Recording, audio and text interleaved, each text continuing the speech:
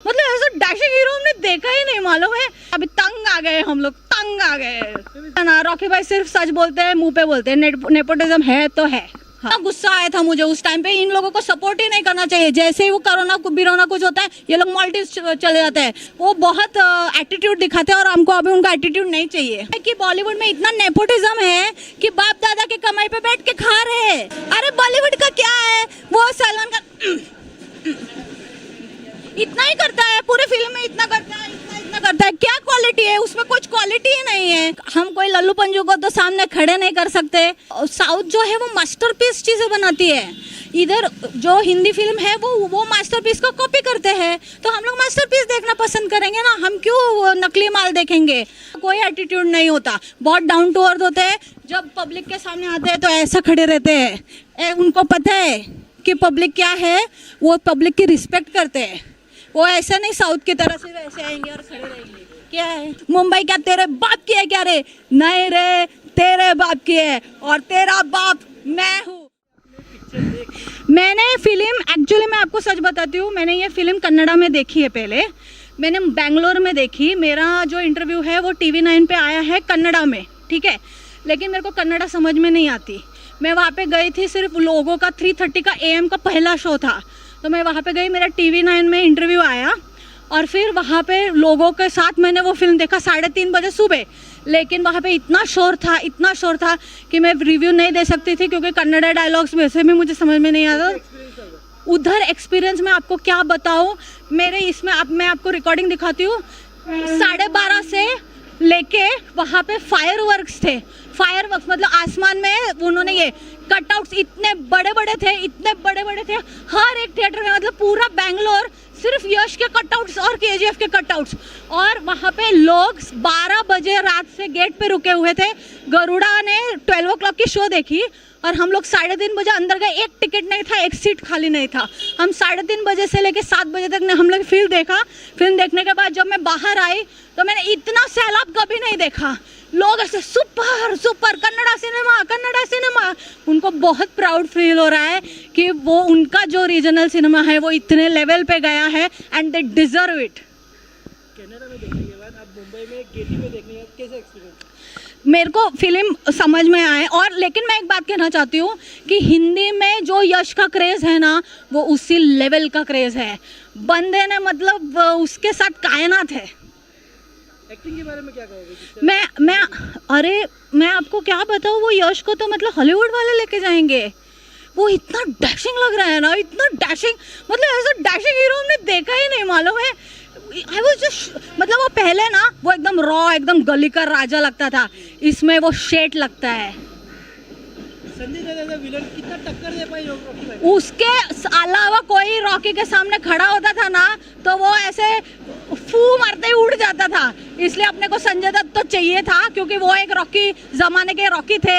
अभी वो एक रॉकी के सामने है, तो वो करेक्ट कास्टिंग है एकदम। कोई डायलॉग याद है पिक्चर की जो आपको बहुत पसंद है? अब वो कि मैंने बोला इनको कि वो कोई तो पार्लियामेंट के यहीं पे होता है, तो वो बोलता है कि एक बंदा बोलता है hello I am the CEO of so and so firm.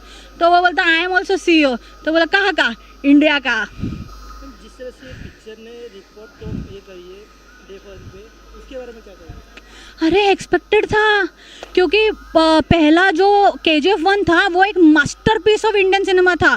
Mumbai मतलब हिल गई थी। वो जो जैसे मैंने डायलॉग बोला था ना, मुंबई क्या तेरे बाप की है क्या रे? नहीं रे, तेरे बाप की है और तेरा बाप मैं हूँ। इधर ही सब पब्लिक हिल गई थी मुंबई की। एंड वो 4 साल से वेट कर रहे थे कि कब KGF 2 आएगा, कब KGF 2 आएगा, कब KGF 2 आएगा। एंड पब्लिक टूट पड़ी। ये हमें एक्सपेक्टेड था। सब यूट्यूबर्स को बहुत बहुत बधाई कि उन्होंने KGF 1 जैसे मास्टरपीस को इतना पुश किया। वर्ड ऑफ माउथ इतना स्ट्रांग दिया कि इसमें यूट्यूबर्स का भी बहुत बड़ा हाथ है। और मैं सब लोगों को मतलब KGF 2 के पूरे टीम और कास्ट एंड क्रू, सब यूट्यूबर्स को जो भी KGF 1 को सपोर्ट कर रहे थे, उन सबको मैं बहुत बहुत बधाई देना चाहती हूँ। उसमें मैं भी एक हूँ। इसमें माँ और बेटे की कहानी होता है, कितना इमोशनल करता है? वो माँ और बेटे का जो है ना, रॉकी भाई जो है ना, वो उसके माँ के वजह से है, क्योंकि इस दुनिया में सबसे बड़ा योद्धा माँ होती है। KGF से बॉलीवुड क्या सीख सकता है? मेकिंग पूरा सब कुछ आप देखो, पिक्चर कैसे बनाते हैं। आप लोग अभी सिर्फ एडवर्टाइजमेंट वगैरह करते हो। आप स्टार्ट टू एंड एक स्टूडेंट की तरह बैठो और इनके साथ सीखो कि मूवी मेकिंग अपने हीरो को प्रेजेंट कैसे करते हैं, वो सीखो आप। कि एक स्टोरी, एक क्या बोलते हैं, एक story, screen play, direction, dialogue writing, music, at least music तो ओरिजिनल लाओ।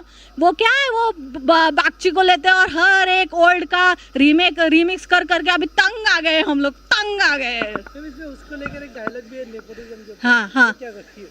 नेपोटिज्म, मैंने आपको बोला ना, रॉकी भाई सिर्फ सच बोलते हैं, मुंह पे बोलते हैं। नेपोटिज्म है तो है। हाँ, ये पिक्चर आप देख चुके हैं। इसके बाद में जो KRK ने जो कमेंट दिया है, जो स्टार दिया है, आप क्या रिएक्शन? देखो KRK का हमको तब समझ में आया जब उन्होंने कश्मीर फाइल्स का रिव्यू भी नहीं दिया। उनको कुछ हिम्मत ही नहीं थी कि कश्मीर फाइल्स की रिव्यू देने की। ठीक है, तो KRK का कैसा है, उनके लिए एक ही मास्टरपीस फिल्म है देशद्रोही, उसके आगे वो जाते ही नहीं है। वो ऐसे सबको फ्लॉप करवा के लोगों को ये बोलना चाहते हैं कि देशद्रोही सबसे, आप वो देखो। ऐसा है उसका। उनका ऐसा ही लगता है कि जिसको नेगेटिव बोलते हैं वही पिक्चर चलती है।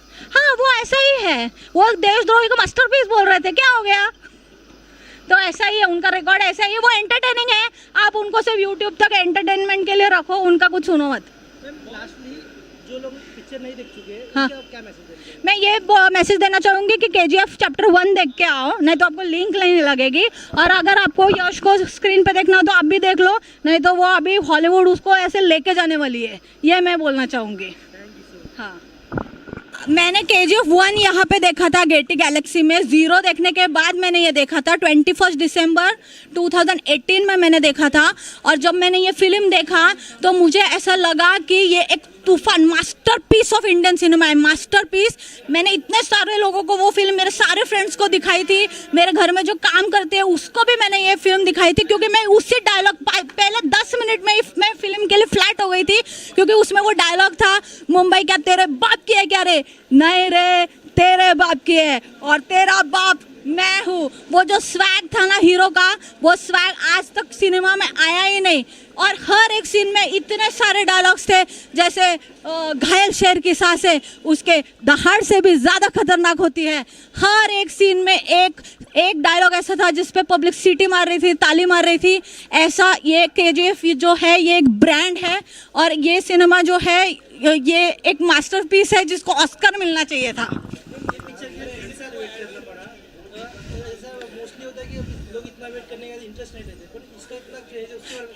इसका इतना क्रेज इसलिए है क्योंकि KGF चैप्टर 1 यहाँ से गेटी में बहुत सारे यूट्यूबर्स ने बोला था, हम सब लोग फिल्म को पुश कर रहे थे कि इतनी मास्टरपीस फिल्म है, लेकिन पब्लिक कैसे हो जाती है कि हाँ ठीक है देखेंगे वगैरह वगैरह, इस एटीट्यूड में चली गई।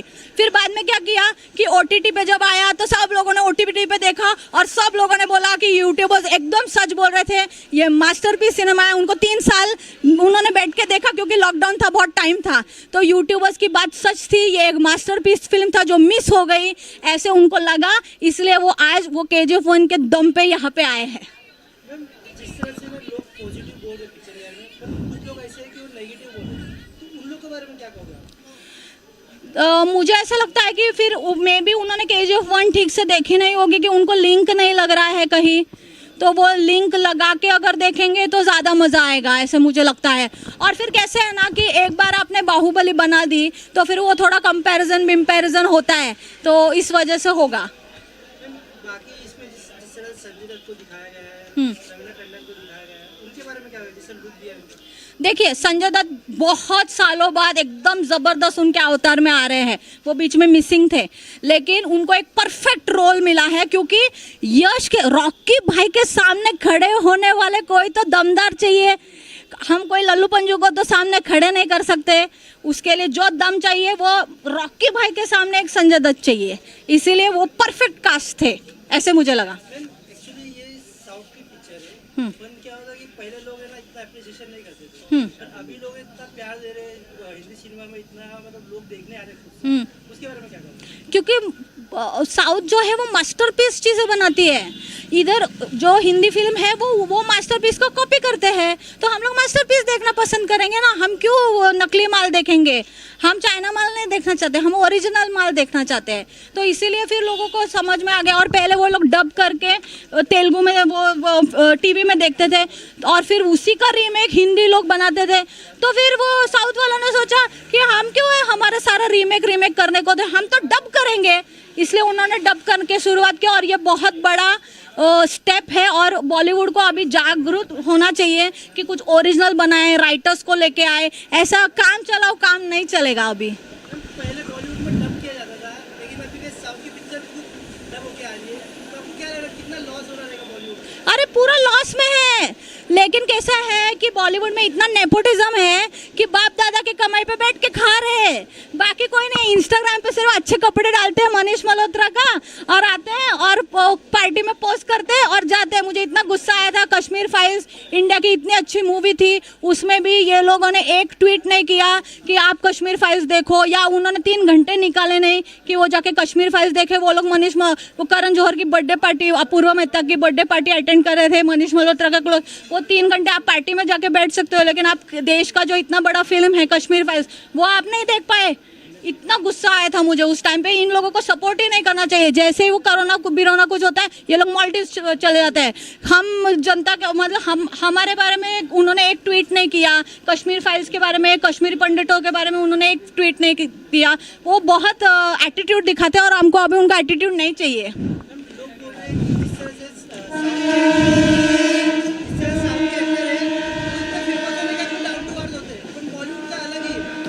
बॉलीवुड का क्या है, वो सलमान खान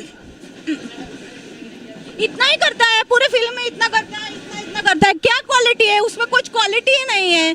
हम क्वालिटी देखेंगे ना। और देखिए, आप थोड़ा बहुत मसाला बिसाला भर के थोड़ा टाइम चल सकते हो, 5 साल 6 साल, उसके बाद काम बात करता है। और आप देखोगे कि साउथ के जो स्टार्स है वो इतने सुपरस्टार होते हैं, लेकिन वो काम ऐसा करते हैं जैसे न्यू कमर हो। हर एक सीन में वो इतना दम डालते, इतनी मेहनत करते हैं जैसे वो न्यू कमर्स हो।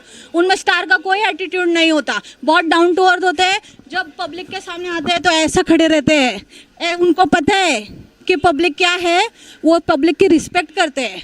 वो ऐसा नहीं साउथ की तरह से वैसे आएंगे और खड़े रहेंगे। क्या है क्या सीख सकता है? सब कुछ पूरा। आपको कुछ आता नहीं, आप पहले समझो कि आपको कुछ आता नहीं है, आप 0 से स्टार्ट करो, तब आप कुछ तो उनसे सीख पाओगे। हाँ।